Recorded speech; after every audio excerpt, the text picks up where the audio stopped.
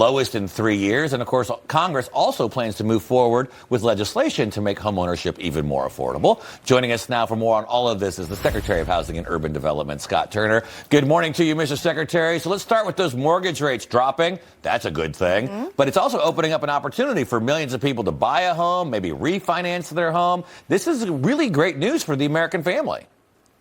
Yes, sir, and good morning to you, Mark and Charlotte. I'm so grateful to be with you, and it is good news. You know, over 5 million people, borrowers in our country now have mortgage rates come down. So now housing affordability, it is of utmost importance to the president, and thank you for sharing this because, you know, the mainstream media has done a terrible job of really sharing what really good news is going on as it pertains to housing. So thank you to President Trump's leadership. Mortgage rates are falling, borrowers now can have more money in their pockets. So we're on our way. And thanks to those lower mortgage rates, we're also seeing U.S. homeowners stay in their homes for the longest time since 2000. That number now doubling to an average of 8.5 years. So what does that tell you about the current housing market? Well, you know, during the COVID era, as you all know, mortgage rates were very low. It was almost free money. And so you have people who have interest rates that are below 5%, some below 3%. But as you said before, mortgage rates are coming down. More Americans can afford to refinance their homes, to buy new homes. Home sales are going up. The momentum of home sales is increasing. Income is increasing to help borrowers around our country. And so even though people are staying, there are others who are moving. Supply is coming online. And so I'm excited, you know, where we are. There's much work to be done, but I think the trend is in our favor. Yeah, down the street at the Capitol, Mr. Secretary, the House of Representatives overwhelmingly passed a bipartisan housing bill aimed at increasing the supply of homes, the affordability. It's setting the stage, though, for a tough battle with the Senate. How important is it for this piece of legislation to get signed into law by President Trump?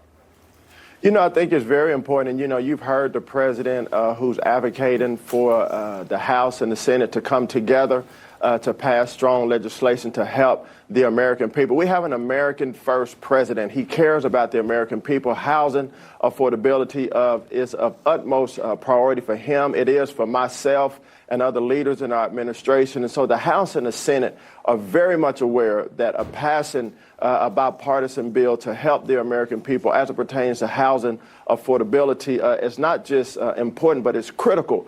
The economy, as you see right now, affords this opportunity for American home buyers. And so I'm hopeful that they'll come to a great decision and pass a bill that will benefit the American people greatly. Mr. Secretary, I want to shift gears a bit now to HUD's role in helping President Trump crack down on widespread fraud. Can you tell us more about this, since HUD offers several housing and rental assistance programs, but at the expense of American taxpayers?